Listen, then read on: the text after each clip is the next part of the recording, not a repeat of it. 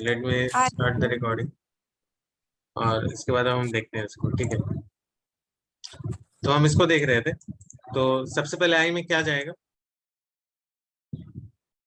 Hello, 0। 0। तो ये condition satisfy होगा? होगा। होगा। हाँ होगा। तो ये एग्जीक्यूट करेगा, हम्म, मतलब प्रिंट 0 हो जाएगा। राइट, ये 0 प्रिंट हुआ। ये इल्स पार्ट में नहीं जाएगा। क्यों? क्योंकि ये कंडीशन सेटिस्फाई हुआ, ये कंडीशन सेटिस्फाई हुआ, तो इल्स में ये जाएगा ही नहीं। ठीक है, अब जो है आई की वैल्यू 1 बढ़ेगी। ठीक है, आई में क्या वैल्यू जाएगी? 1 1। ये कंडीशन सेटिस्फाई होगा? नहीं। नहीं। तो ये कंडीशन सेटिस्फाई नहीं हुआ तो इल्स वाले पार्ट में जाएगा। तो ये प्रिंट हो जाएगा, number is not divisible by 5। Number is not divisible by 5। ठीक है, अब क्या होगा? आई की वैल्यू 1 बढ़ेगी। आई की वैल्यू क्या होगी? 2। ठीक है, आई की वैल्यू क्या होगी? 2। ये कंडीशन सेटिस्फाई होगा? नहीं होगा। नहीं। तो फिर ये वाला चलेगा। ठीक है, ये वाला प्रिंट होगा, ये स्टेटमेंट प्रिंट होगा, ये स्टेटमेंट प्रिंट हुआ। ठीक है, हाँ। अब आई की वैल्यू क्या होगी? 3। ये कंडीशन सेटिस्फाई होगा? नहीं। तो ये वाला प्रिंट हो जाएगा। ठीक है, चलो। तो बेसिकली जो जो 5 से डिवाइड होगा बस वही नंबर प्रिंट होंगे, जैसे 0, 5, 10, 15। ठीक है, इस डिस्कशन से मुझे यही पता लगा।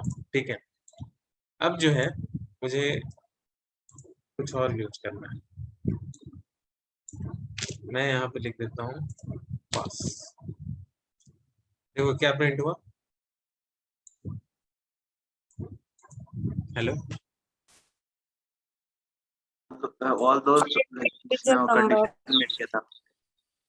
ठीक है, सिर्फ 0, 5, 10, 15 प्रिंट हुआ। ठीक है, अब ये देखो पास क्या किया। पास हम लोग कब यूज करते हैं? जब हमें हमें इल्स, जैसे यहाँ पे इल्स पार्ट में मुझे कुछ कोड नहीं लिखना है। ठीक है, कुछ कोड नहीं लिखना है और एट द सेम टाइम हमें ये चाहिए कि मेरे कोड जो है वो टर्मिनेट ना करे। देखो अगर मैंने पास को हटा दिया तो टर्मिनेट कर गया। ठीक है, अगर अगर मुझे ये प्रिंट स्टेटमेंट को नहीं लिखना है, या फिर यहाँ हम कोई भी कोड का पार्ट लिख सकते थे, हमें उस कोड के पार्ट को नहीं लिखना है। इल्स में हमें किसी भी स्टेटमेंट को एग्जीक्यूट नहीं कराना है। ठीक है, उस केस में हम लोग पास को यूज कर देंगे। समझ में आ रहा है? मतलब अगर हमें नहीं पता है कि इल्स में क्या जाएगा, तो और हमारा प्रोग्राम भी नहीं टर्मिनेट करें, हम ये भी चाहते हैं, उस केस में हम पास यूज कर देंगे। ये समझ में आया? कुछ क्लियर हुआ? हाँ। ठीक है, तो हम लोगों ने ये तीनों चीज अभी पढ़ ली। ठीक है, क्या क्या पढ़ा? क्या क्या पढ़ा बताओ। हाँ अरुण, हाँ हाँ, इस केस में अगर एल्स यूज ही ना करें हम तो फिर सेम आउटपुट प्रिंट करेगा क्या? संजीत बोल रहे हैं क्या? रुद्र रुद्र अच्छा, रुद्र बोल रहे हो। हाँ, क्या? फिर से बोलो, क्वेश्चन बोलो। अगर एल्स एल्स हम कोड ही ना करें, एल्स वाली लाइन पूरी हटा दें, हाँ, तो उस केस में सेम आउटपुट प्रिंट करेगा क्या इस केस सेम में? सेम आउटपुट आएगा। सेम आउटपुट आएगा। यहाँ पे मैं पास का यूज दिखा। मैंने कॉम्बिनेशन बताया था, तुम्हें याद है? तुमने ई फिल्स वाला क्लास अटेंड किया था? नहीं, क्लास नहीं अटेंड किया मैंने। ये देखो, ये पॉसिबल कॉम्बिनेशंस थे। ठीक है, कि सिर्फ अगर हाँ इफ हाँ हाँ, लिखो ठीक है। तो भी चलेगा, सिर्फ इफ इल्स लिखूं तो भी चलेगा, इफ इलिफ इल्स ये तीनों लिखो तो भी चलेगा। हाँ, मल्टीपल इलिफ भी डाल सकते हैं और इफ इलिफ भी चला सकते हैं, इल्स ना लिखे तो ठीक भी है। चलेगा। ठीक है, ठीक है, ओके। इसको मैं कर देता हूँ ताकि आप लोग समझ में आए। मतलब अगर हम मुझे नहीं पता है कि इल्स वाले पार्ट में मुझे क्या कोड लिखना है, या फिर हमें नहीं पता है अभी क्या लिखना है, बाद में हमको पता चलेगा तो हम लिख देंगे, और एट द सेम टाइम मेरा कोड जो है, ये पूरा कोड जो है टर्मिनेट भी ना करे। ठीक है, टर्मिनेट भी ना करे तो हम लोग पास लगा देंगे इल्स वाले पार्ट में। अगर पास नहीं लगाएंगे तो देखो ये टर्मिनेट कर जाएगा। ठीक है, तो हम ठीक। इस तरीके से पास को यूज कर सकते हैं। तो हमने तीन चीजें अभी पढ़ी। क्या क्या पढ़ी? हमने पढ़ा ब्रेक, हमने पढ़ा कंटिन्यू, और हमने पढ़ा पास। ये तीन चीजें हमने पढ़ी। ठीक है,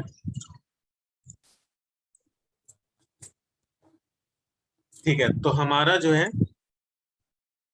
हमारा ये फ्लो कंट्रोल कंप्लीट होता है अभी। ठीक है, इसके अंदर मैंने कंडीशनल स्टेटमेंट्स बताया था, इफ विल इफ विल्स, और हाँ ठीक है, और इफ इल्स बताया था, इफ इल्स। ठीक है, ट्रांसफर स्टेटमेंट्स जो भी हम कर रहे थे, इसको ट्रांसफर स्टेटमेंट्स कहते हैं। ये मैंने लिखा है यहाँ पे कि कैसे लूपिंग को ट्रांसफर करना है, क्या एग्जीक्यूट करना है, क्या एग्जीक्यूट नहीं करना है। अगर हमें कुछ कोड का पार्ट नहीं पता है, जैसे यहाँ पे मुझे शायद बाद में मुझे पता चलेगा कि एल्स में मुझे क्या लिखना है, और मेरा program at the same time हम ये चाहते हैं कि मेरा प्रोग्राम टर्मिनेट ना करे, तो उस केस में हम पास को यूज कर देंगे। ठीक है, और फिर मैंने इटरेटिव स्टेटमेंट लास्ट क्लास में बताया था कि फॉर लूप और व्हाइल लूप कैसे चलेगा। ठीक है, मैंने इस चीज के बारे में बताया था। ठीक है, तो ये हो गया। अब जो है कुछ इंपॉर्टेंट कीवर्ड्स हैं पाइथन के अंदर, जिसको मैं बताना चाहता हूँ। कुछ स्पेशल, आई मीन कुछ इंपॉर्टेंट स्टेटमेंट्स हैं। ठीक है, वो मैं आप लोगों को बताना चाहता हूँ। जैसे कि डेल स्टेटमेंट मैं बताऊंगा। अगर एस के अंदर मैं लिखता हूँ तो, ठीक है, और यहाँ पे मैं लिखता हूँ प्रिंट एस। ठीक है, ये प्रिंट हुआ। ठीक है, अगर मैं यहाँ पे डिलीट डिल एस लिख दूँ तो बताओ क्या होगा, तो बताएगा क्या? ये देखो, del name S is not defined, S जो है डिफाइंड ही नहीं है। ये मैंने डेल एस किया, मतलब इस वेरिएबल के अंदर, एस वेरिएबल के अंदर जो मैं वैल्यू लिखी थी रुद्र, वो डिलीट हो गया है। ठीक है, तो ओके। ये उन सब केसेस में करते हैं जब ऊपर हम वेरिएबल डिक्लेयर करते हैं कोड लिखते टाइम, और कुछ देर के बाद हमें जरूरत नहीं होती उसको, तो उसको हम डिलीट कर देते हैं, क्योंकि मेमोरी में रहेगा तो झूठ मूठ के इशू क्रिएट करेगा। ठीक है, वैसे बहुत ही जनरल यूज में नहीं आता है, बट आपको ये जानना चाहिए कि किसी वेरिएबल को डिलीट करना है तो उसको कैसे डिलीट करना है। डिलीट करेंगे तो एस वेरिएबल के अंदर ये जो वैल्यू है, जिस भी मेमोरी में ये स्टोर होगी, वो मेमोरी खाली हो जाएगी। ठीक है, गार्बेज कलेक्शन करके कॉन्सेप्ट होता है पाइथन में, वो हायर लेवल प्रोग्रामिंग लैंग्वेज है, वो आप लोग के यूज में नहीं आएगा। उन सब केसेस में ये ज्यादा इन सब चीजों को देखते हैं, तो इसको स्किप कर देते हैं। बस मैंने बता दिया कि डिलीट एक कीवर्ड है जिससे कि हम किसी वेरिएबल को की वैल्यू को डिलीट कर सकते हैं। ठीक है, ठीक है, ये समझ में आया? ठीक है, तो अब जो है हम बहुत ही इंपॉर्टेंट चीज स्टार्ट करेंगे कि पाइथन के अंदर हम फंक्शंस कैसे लिखते हैं। शायद ये सब लोग इसका वेट कर रहे होंगे। ठीक है, तो अब लगभग थोड़े बहुत बेसिक्स हम कवर कर चुके हैं। ठीक है, और ये बहुत इंपॉर्टेंट चीज है एक्चुअली, फंक्शंस लिखना आना चाहिए। फंक्शंस का यूज बहुत ही जनरल है, बहुत ही जनरल, मतलब बहुत ही जनरल। और जो मैंने अभी बेस बिल्ड किया है, आपको उसी बेस को यूज करके फंक्शंस हम लिखेंगे। ठीक है, जो भी बेस मैंने आपका तैयार किया है।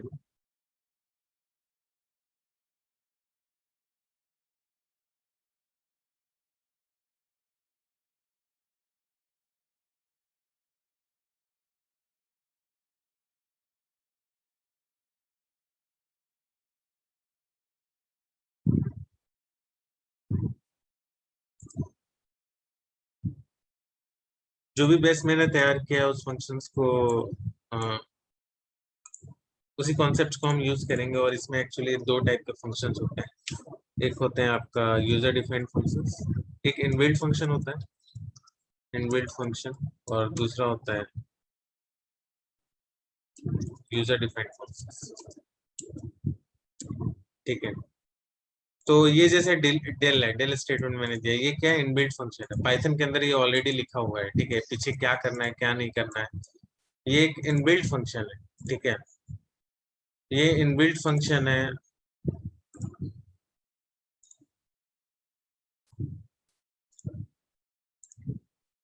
ठीक है, ये एक इनबिल्ट फंक्शन है। जैसे कि यहाँ पे डेल डेल मैंने लिखा है। अभी मोस्टली हम यूजर डिफाइंड फंक्शंस के बारे में बात करेंगे। डेल फंक्शन, इनबिल्ट फंक्शन बहुत आसान है, इसके बारे में देखेंगे। ठीक है, अभी यूजर डिफाइंड फंक्शंस के बारे में बात करते हैं। ठीक है, तो फंक्शंस डिफाइन करने कैसे करते हैं हम लोग? फंक्शंस डिफाइन करने के लिए कीवर्ड है पाइथन में जिसको हम डेफ कहते हैं। ठीक है, जिसको हम डेफ कहते हैं, ठीक है। डेफ कीवर्ड से हम फंक्शन को डिफाइन करते हैं, ठीक है। जैसे मान लो कि हमें एक फंक्शन लिखना है, सिंपल सा फंक्शन लिखना है 2 नंबर्स को ऐड करने का, ठीक है। तो यहाँ मैं एक फंक्शन बनाता हूँ जिसका नाम मैं लिखता हूँ एडिशन, ये कुछ भी नाम हो सकता है, ठीक है। उसके बाद यहाँ पे ये ब्रैकेट देते हैं, उसके बाद यहाँ पे कॉलन देते हैं। ये सब इंपॉर्टेंट चीजें हैं। ये ब्रैकेट के अंदर हम लोग पैरामीटर्स को पास करते हैं, हम लोग देखेंगे पैरामीटर्स वगैरह कैसे पास करेंगे, ठीक है। तो ये एक फंक्शन है जहाँ पे हम एडिशन कर रहे हैं, जो ये फंक्शन हम लिख रहे हैं 2 नंबर के एडिशन के लिए, ठीक है। यहाँ पे मैं एक सम वेरिएबल लेता हूँ, इसके अंदर मैं 2 नंबर को जोड़ के उसकी वैल्यू को स्टोर करूंगा। 2 नंबर में क्या लेता हूँ, एक नंबर में लेता हूँ ए, एक नंबर में लेता हूँ बी, ठीक है। मुझे ए और बी को ऐड करना है और मुझे सम में स्टोर करना है, ठीक है।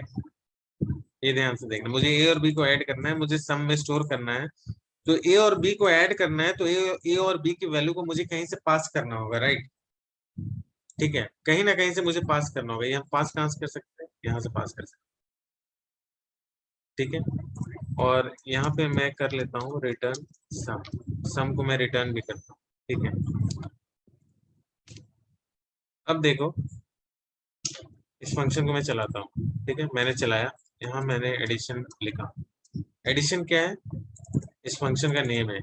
ये फंक्शन मैंने डिफाइन कर दिया, इस फंक्शन को मैं कॉल कर रहा हूँ नेक्स्ट स्टेप पे, ठीक है। और इसके अंदर मैं 2 वैल्यू डाल रहा हूँ 3, 7, और 2 वैल्यू मैंने डाला और इसको मैंने स्टोर किया रिजल्ट में, ठीक है। और फिर मैं क्या करता हूँ, प्रिंट करता हूँ रिजल्ट को, ठीक है। ये देखो क्या दिया, 10। 10 कैसे आया, जब 3 और 7 ऐड हो गया तब 10 आया, ठीक है। तो देखो एक्चुअली हुआ क्या, इसको मैं हटा देता हूँ फिर से, इसको मैं हटा देता हूँ। ये फंक्शन समझ में आया कि ये फंक्शन क्या कर रहा है, क्लियर है, हेलो, हाँ किसी को कोई हाँ डाउट नहीं, क्लियर है। राइट। अब मैं इस फंक्शन को कॉल कर रहा हूँ, एडिशन फंक्शन को कॉल कर रहा हूँ, यहाँ पे मैंने कॉल किया और यहाँ जो मैंने 2 वैल्यूज पास की हुई थी, एक जो 2 पैरामीटर्स पास किए हुए थे मैंने, उसकी वैल्यू मैंने यहाँ पे ए में चला जाएगा 3, बी में चला जाएगा 7, ठीक है। ए में चला जाएगा 3 और बी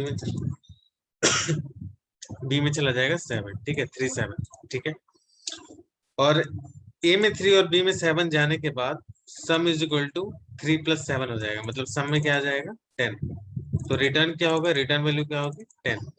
मतलब जब हम इस फंक्शन को कॉल करेंगे तो मुझे रिटर्न वैल्यू क्या मिलनी चाहिए 10, ठीक है। तो मैंने देखो इस फंक्शन को कॉल किया, इस एडिशन फंक्शन को कॉल किया और इसमें मैंने 2 पैरामीटर्स दे दिए, 3 ए की वैल्यू है और बी की वैल्यू 7 है। और इसको मैंने रन किया, देखो आउटपुट क्या आ रहा है मेरा, आउटपुट क्या आ रहा है 10 आ रहा है, राइट। दोनों नंबर को ऐड कर रहा है। और ये रिटर्न स्टेटमेंट का मतलब है कि जब हम इस फंक्शन को कॉल करें तो मुझे क्या वैल्यू मिले,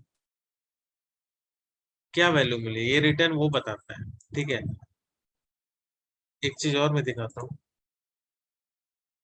इस फंक्शन की जो रिटर्न वैल्यू है, इस फंक्शन की जो रिटर्न वैल्यू है, ठीक है, इसको मैं किसी वेरिएबल में भी स्टोर कर सकता हूँ। जैसे कि मैंने एक रिजल्ट नाम के वेरिएबल में इस फंक्शन के रिटर्न वैल्यू को स्टोर किया था, मतलब इस रिजल्ट में 10 आ जाएगा। जो भी इस फंक्शन का रिजल्ट वैल्यू रिटर्न वैल्यू होगा वो रिजल्ट में आ जाएगा। देखो अब इसको प्रिंट करता हूँ मैं, ठीक है, प्रिंट हो गया 10, ठीक है। अब देखो मान लो कि मुझे इसी फंक्शन को लेता हूँ, मुझे सम रिटर्न नहीं करना था, मान लो कि मुझे रिटर्न करना है 1, ठीक है। इसको मैं चलाता हूँ, देखना क्या आएगा, बताओ क्या आएगा, कोई बताएगा क्या, कोई बता 1 सकता है, आएगा। ठीक है, 1 ठीक है। यहाँ मैंने इसको रिटर्न नहीं किया, ये जो मैंने सम किया है इन 2 नंबर को, इसको मैंने रिटर्न नहीं किया, ठीक है। यहाँ मैंने रिटर्न किसको किया 1, एक इंटीजर वैल्यू, उसको मैंने रिटर्न किया। तो जब मैंने इसको कॉल किया, भले इसके अंदर मैंने पैरामीटर 3 7 डाला था, ये एडिशन भी हुआ है, sum is equal to a + b भी हुआ है, लेकिन जो रिजल्ट है उसमें a + b का सम नहीं आएगा, उस रिजल्ट में जो रिटर्न वैल्यू हम डालेंगे वो आएगा हमेशा, ठीक है। तो ये याद रखना, ये थोड़ा सा बेसिक्स था।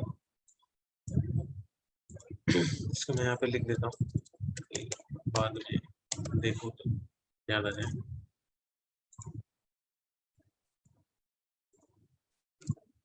ठीक है, ये हो गया। ठीक है, अब जो है इसी फंक्शन को और देखते हैं, इसी फंक्शन के बारे में।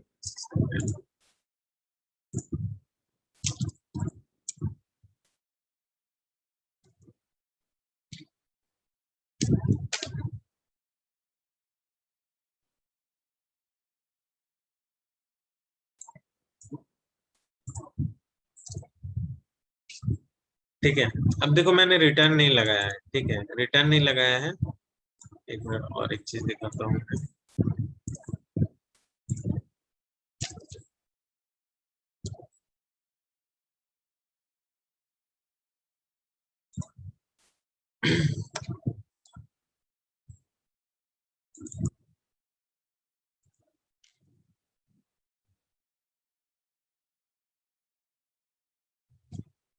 ठीक है, ये फंक्शन है मेरा। At this moment of time मेरा ये फंक्शन है, ऊपर वाले फंक्शन भूल जाना। ठीक है, इसमें मैंने रिटर्न नहीं लगाया, इसमें मैंने प्रिंट किया है। ठीक है, तो जैसे ही मैं इस फंक्शन को कॉल करता हूँ, ठीक है, इस फंक्शन को जैसे ही मैं कॉल करता हूँ, मेरा 10 प्रिंट हो जाता है। ठीक है, यहाँ रिटर्न नहीं हो रहा है, याद रखना, यहाँ प्रिंट हो रहा है। प्रिंट और रिटर्न दोनों में अंतर है। ठीक है, ये प्रिंट हुआ। यहाँ पे मैंने, यहाँ पे भी मैंने सेम फंक्शन लिखा। फर्क ये है कि इस फंक्शन की रिटर्न वैल्यू को मैंने रिजल्ट में डाला है। ठीक है, इस फंक्शन के रिटर्न वैल्यू को मैंने रिजल्ट में डाला है और इस रिजल्ट को मैंने प्रिंट किया है। ये देखो यहाँ पे नन आ रहा है। ठीक है, मैंने क्या बताया था कि अगर आपने कुछ भी रिटर्न नहीं किया, अगर आपने किसी फंक्शन में से कुछ भी रिटर्न नहीं किया, तो बाय डिफॉल्ट जो रिटर्न वैल्यू होता है वो नन होता है। ये बताया था आप लोग को, याद है? हेलो, याद है? याद नहीं किसी को?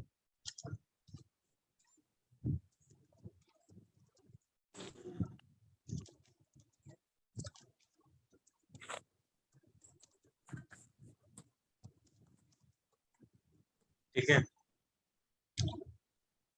if you are not returning anything from a function, then the return value by default is none. By default जो है रिटर्न नन होता है। ठीक है, जैसे कि यहाँ पे नन आ गया। ठीक है, तो फिर ये 10 कैसे प्रिंट कर रहा है यहाँ पे? देन ये प्रिंट कर दे रहा है, ये जुपिटर नोटबुक है इसलिए इसमें प्रिंट कर दे रहा है ये। ठीक है, ये जो भी नीचे वाले हाँ में हाँ हाँ, मैं समझ कॉलम गया नंबर तुम क्या 40। बोल रहे हो। ये जुपिटर नोटबुक है, ये जो ये फंक्शन चला रहा है ना, ये एडिशन 37 चला रहा है, राइट? एडिशन 37 चला रहा है, एडिशन 37 चला रहा है, सॉरी ये वाला एडिशन 37 चला रहा है, और ये लास्ट में प्रिंट कर रहा है, राइट?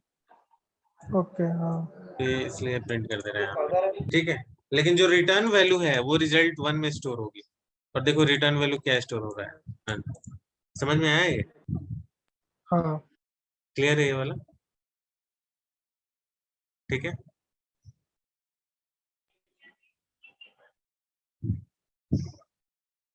ठीक है, तो अगर हमने कुछ भी रिटर्न नहीं किया तो बाय डिफॉल्ट रिटर्न जो होगा वो होगा मेरा नन, नन वैल्यू।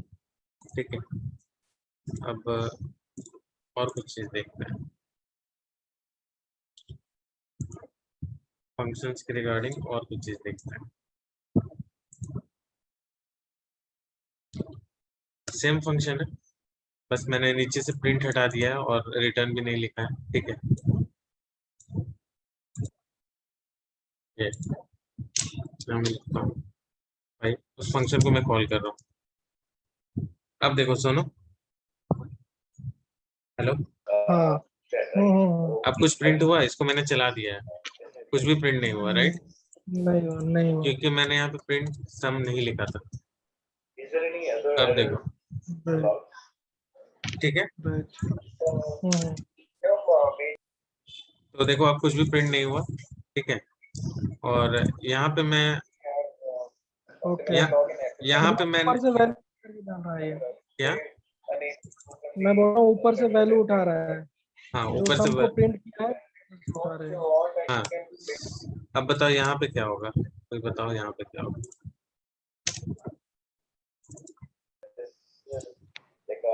कोई बताओ यहाँ पे क्या नन होगा? नन नन एग्जैक्टली, नन आएगा, नन। ठीक है, तो ये कॉन्सेप्ट क्लियर है, फंक्शंस में कैसे रिटर्न करना है, क्या रिटर्न करना है, और प्रिंट से क्या होगा। प्रिंट और रिटर्न में एक्चुअली डिफरेंस क्या है, ये कॉन्सेप्ट क्लियर है आपको? हेलो, कोई बताएगा? यस। ये कॉन्सेप्ट क्लियर है राइट? ये बहुत ही मतलब इम्पोर्टेंट कॉन्सेप्ट है, बहुत लोग इसमें कंफ्यूज होते हैं।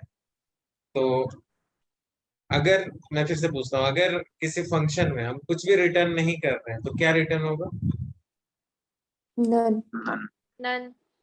ठीक है, अगर रिटर्न कर रहे हैं तो तो उसका वैल्यू प्रिंट वो- होगा। value अगर print आप होगा, उसको print जो वैल्यू हम लोग रिटर्न कर रहे हैं वही मिलेगा। इस केस में क्या क्या रिटर्न होगा इस केस में? none। नन। ठीक है, ये कॉन्सेप्ट समझ में आ गया? नन। ठीक है, ये समझाना एक्चुअली बहुत इंपॉर्टेंट था मेरे लिए, क्योंकि मैं बहुत दिन तक इसमें कंफ्यूज रहा था जब मैं शुरू में पढ़ रहा था। तो मुझे किसी ने इतने क्लियरली ये चीज बताया नहीं, तो मैं बहुत दिन तक कंफ्यूज रहा था। ठीक है, तो ये क्लैरिटी बहुत इंपॉर्टेंट थी। अब और कुछ चीज देखते हैं। ठीक है, यही फंक्शन लेते हैं, सेम फंक्शन। ठीक है, सेम फंक्शन यहाँ पे रिटर्न करते हैं, यहाँ पे रिटर्न रिटर्न सम करते हैं। मैंने रिकॉर्डिंग में लगा रखा है क्या? ठीक, हाँ। हाँ। इसको यहाँ पे मैं रिटर्न करता हूँ। ठीक है, इसको मैं रिटर्न करता हूँ। और देखो अभी हम कैसे पास कर रहे थे पैरामीटर्स को? पैरामीटर्स को हम लोग डायरेक्ट वैल्यू डाल दे रहे थे, जैसे 3 और 7 मान लो डाल दिया मैंने। ठीक है, और यहाँ पे डालता हूँ मैं रिजल्ट 3 इज इक्वल टू, ठीक है, यहाँ पे लिखता हूँ मैं प्रिंट रिजल्ट 3।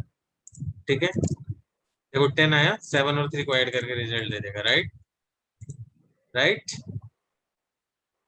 बोलो राइट, ठीक है। हाँ। बोलो हाँ राइट, राइट। बोलो राइट, यस। अब देखो इसको दूसरे तरीके से पास करते हैं, a is equal to 3, b is equal to 7, result 10। Parameter कैसे पास करना है वो मैं दिखा रहा हूँ एक्चुअली। इस a और b की वैल्यू को कैसे पास करनी है वो मैं दिखा रहा हूँ।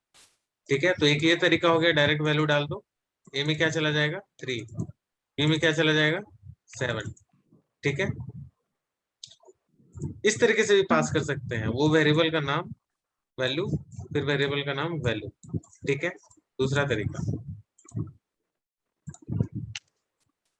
दूसरा तरीका, दूसरा तरीका हम देते हैं। और यहाँ पे लिखते हैं हम, यहाँ पे मैं लिखता हूँ b और यहाँ पे मैं लिखता हूँ a। ठीक है, इस केस में भी चल गया। इस केस में मैंने क्या किया है, b में 3 डाल दिया और a में 7। इसको प्रिंट करता हूँ, दिखाता हूँ। एग्जीक्यूट होने से पहले मैं इसकी वैल्यू दिखाता हूँ।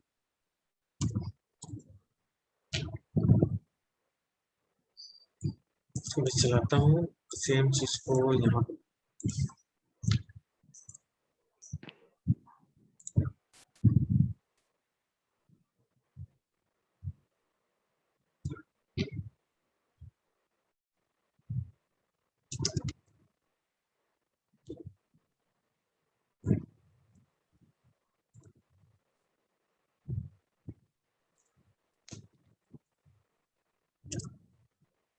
देखो दिख रहा है ये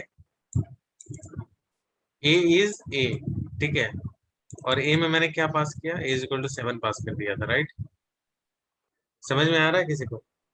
हाँ हाँ। हाँ तो हाँ। हम यहाँ पे वेरिएबल के नाम से भी पैरामीटर्स को पास कर सकते हैं।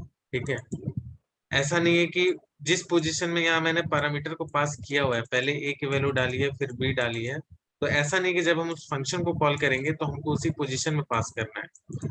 अगर हमने वेरिएबल का नाम दे दिया है, ये इस तरीके से b इज इक्वल टू 3 और a इज इक्वल टू 7 दे दिया है, मतलब a आगे था और मैंने a को पीछे कर दिया है, b पीछे था और मैंने b को आगे कर दिया है। ठीक है, तो भी ये फंक्शन चलेगा। ठीक है, ये समझ में आया? क्लियर है ये?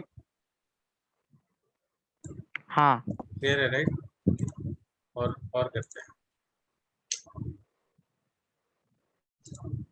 यहाँ मैं लिखता हूँ i, यहाँ मैं लिखता हूँ j। अब देखते हैं चलता है क्या एरर। ठीक है, एरर आया, हाँ। मतलब ये वेरिएबल नेम को हम वेरी नहीं कर सकते। जो वेरिएबल नेम ऊपर मैंने पास किया है, अगर मुझे इस फंक्शन को कॉल करना है आगे चल के और अंदर में वेरिएबल के हिसाब से मुझे पैरामीटर्स को पास करना है, तो वही वेरिएबल का नाम यहाँ पे होना चाहिए। ठीक है, जैसे कि ऊपर मैंने दिखाया था, या तो ऐसे कर दो या तो ऐसे कर दो। ये कंसेप्ट क्लियर है? यस। तो ये बेसिक कॉन्सेप्ट्स थे, इसको आप लोग एक बार रिवाइज कर लेना, फिर फंक्शंस को आगे और डिस्कस करेंगे। फंक्शंस बहुत इंपॉर्टेंट चीज़ है, इसलिए मैं इतनी बेसिक बेसिक चीज़ें बता रहा हूँ, क्योंकि बहुत लोग को दिक्कत आती है फंक्शंस लिखने में।